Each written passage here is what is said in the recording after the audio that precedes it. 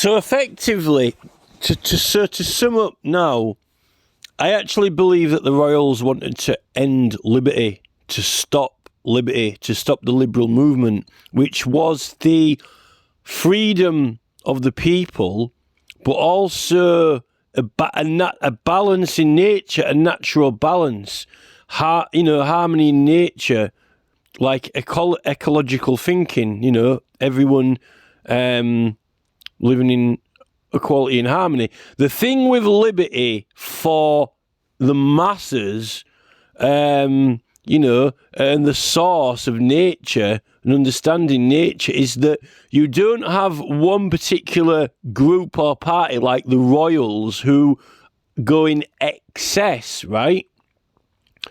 Now, you see, the Liberals were trying to prevent the Royals. They were the opposition to the Royals, so they were in opposition to greed and excess, and they represented a balance and harmony in nature, natural balance for health, not eating too much food.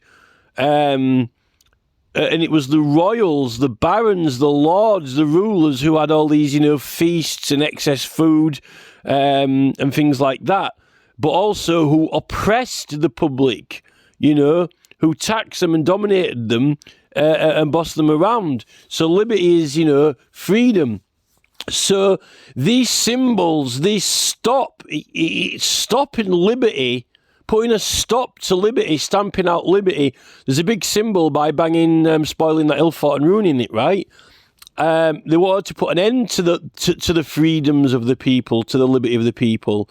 And they didn't want to have a cap on the excesses of the royals. They wanted to go into excess, and liberty prevents you from going into excess. Now, unfortunately, they did end up stamping out the Liberal Party because it was one of the main predominant parties. Labour Party, basically, it was the Labour Party that ended up putting a stop to it, really, because it was a new party, and then the masses, instead of being Liberals, ended up being Labour supporters. Now, the problem is that the whole commercial industry, the whole corporate sector is using advertising and television and everything like that now to get us to be in excess. Not just the royals, not just the barons, not just the lords. Everyone's in excess. And then but what they do is all the people in council houses and in poor areas, they're not in excess, but there is an excess. I mean, just look around them. Look at Cadbury's Village, and then it turned into Birmingham. Cadbury's Village, ended up joining in with Birmingham and filled in. They're not short of stuff. What I mean to say is, Birmingham is blitzed. Materialistically, it's not fields anymore. It's rampack jammed with buildings, stuff, things. It's so busy, it's chaotic. But yet, there's a lot of substance there, things there. Now, you might say, well, what's there, what's being created is loads and loads and loads of working class people and loads of poor people, but there's lots of it. There is a excess in it. Now, the thing is, we've got confused between this distinction of rich and poor and a lot of things generally and hardly any things generally, right? So what's happened is you've got this absolute Birmingham is not devoid of things. It's in excess of things. This is important for Navarre media, really, Navarre media need to understand this. There is a gross excess of material things generally, for example, Birmingham, right? But what they'll argue is, we're not rich, we're poor. It's all industry working class. So what they've done is, there is a mass of poor. But the thing is, if you've got a pile of stones and there's a guy without a pile of stones, the guy without a pile of stones, you'll say he hasn't got anything, and the guy with a pile of stones has got something, right? But if you say, well, what is the pile of stones? Well, the pile of stones is Birmingham. It is a massive dump of factories, industry and commerce, but then they claim that, oh, we haven't got anything, we're poor, right? But if you go to a field in the middle of nowhere where there's nothing, and then you go to Birmingham where there's a massive, huge mountain of poor, but it's not nothing, it's something, right? Now, you could go to a nice, quiet village where everyone's got nice houses and a nice garden, a pretty village, a classic English village, cottages, right? And let's say they've all got very, very nice food, but not an excess of food, exactly what you need to eat, but very nice quality food, and they've all got peace, and everyone's happy, right? And everyone's got jobs that they like. It's a quality.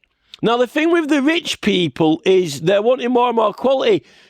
They're not content with a beautiful, pretty cottage with a nice garden. They're wanting like a Sharon Osbourne swimming pool, you know, with the massive, huge mansion, and then, you know, chauffeur-driven cars and all this. Some people, this distinction between what wealth is and what wealth isn't, now that is what happened to the Liberal Party. Literally, this contentness with nice things but not in excess, right? But then you've got this gross excess now, which is not really a gross excess of richness. It's because they say, well, we're not rich, we're poor, right? What is the city? What is the urban area? It is gross excess, but it's a physical manifestation of lots, but they claim that whatever that lots is has not made them rich. It's actually they're claiming, oh, we're in poverty, we're poor, but there's more and more and more and more and more and more and more and more. Look at Birmingham to Northumbria, right? Birmingham is in excess. Oh, we've got an excess of material things, but we're not rich, we're poor. You could say there's more poverty, which is that, and that is really taking the biscuit on the term of anything, because when you've got more and more and more and more and more and more and more and more buildings and more and more and more and more companies and more things being made, but all those people are saying, well, we're poor, we've got nothing, then there's some irony in that.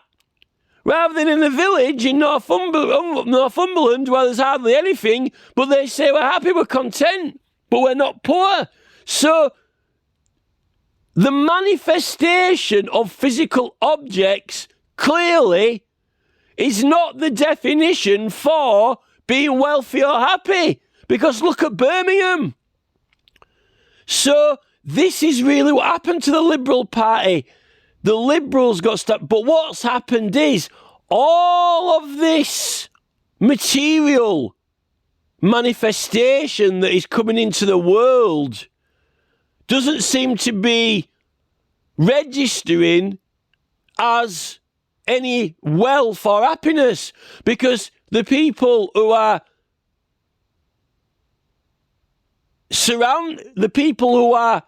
surrounded by it and in it are saying this is not wealth. This is an ice. Look at our newspaper, local newspaper in council. This is an eyesore. This is terrible. You know, but they're always wanting more and more. This is a problem with Barry Shearman and with the Examiner. You know, oh, it's all eyesores, oh, more. You know, it always seems to be, you know, some style change or something. I don't think some of these people know what they want at the end of the day, you know. This is the problem with Labour. They're making more and more and more and more and more and more and more things, right, into the world. But they are saying, we want more. But they've been making more and getting more for the last, since the 1800s, since the industry started. But it only seems to be the company owners, the rich people, the corporate, who are saying that, well, the more stuff that we've got is, what we want. This is, the things in life. And now they've stolen the liberal term. They've stolen the liberal tag. And now people like Chris Hedges call it neoliberalism, which is the terms used to mean the rich, the powerful, the people in charge. They know no bounds. They can, we're free to basically have everyone else under our control and free to, there's no limits, so reach for the sky, basically. And that's not what liberal meant. It's not what liberal, the original meaning is. The original meaning actually is in opposition to the Royals and the Court Party. It's opposition to excess. It's about balance and harmony, ecology, and actually stopping the Royals. But what actually ended up happening is, the Liberals got hex put on them, and the Liberals got stopped. And the worst thing is that we have got more and more and more and more. But how is it that, look at all these places, Detroit, Chicago, New York, city blocks, this excess spew of material manifestation, yet it's labelled as, oh, this is poverty, this is poor. It's almost like, having, a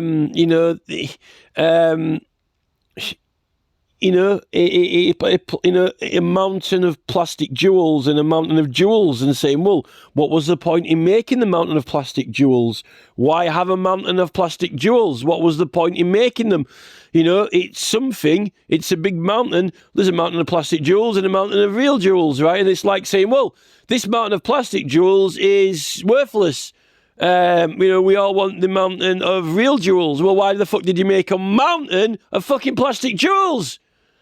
When it's actually made a complete mess everywhere. This is the problem we're facing at the moment in the entire world. And they're still wanting to make more and more and more and more and more now.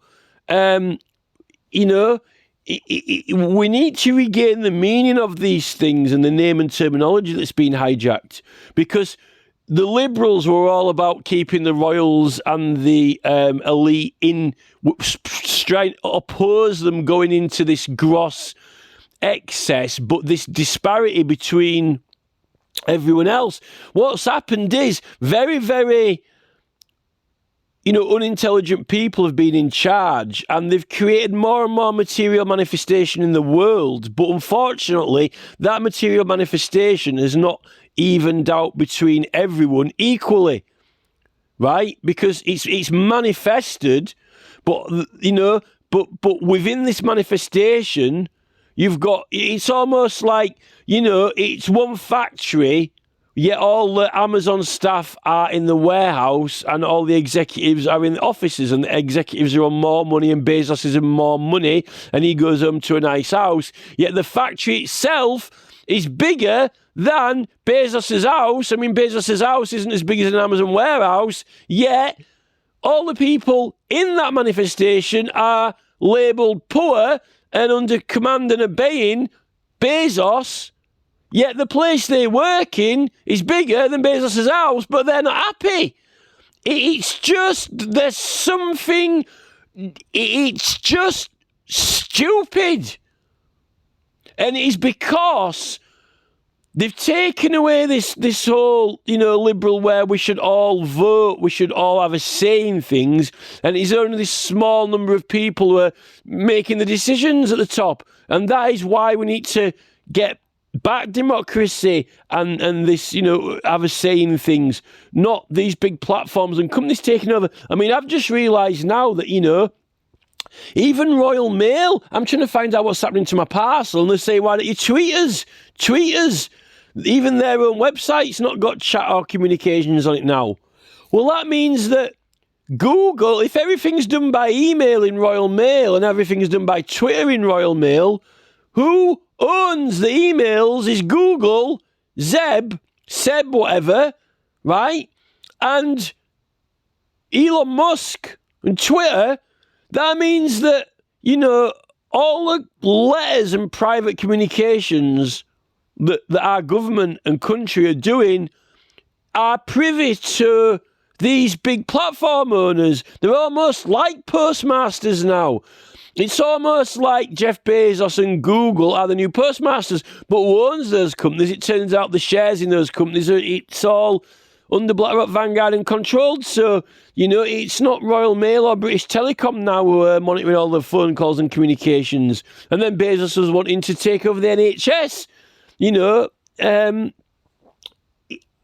I don't like the whole thing, And then we've got all these secret government departments operating, 77th Battalion and so forth. We need to know who owns these Google companies and things like that. Because when the electricity companies and when the British Telecom and the Royal Mail is owned by the government and it's,